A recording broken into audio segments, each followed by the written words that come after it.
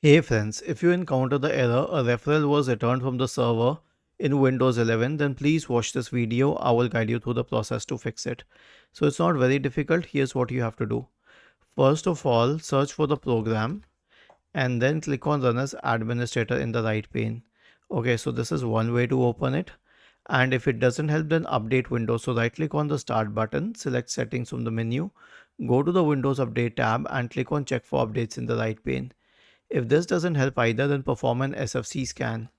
Search for command prompt in the Windows search bar and click on Run as Administrator.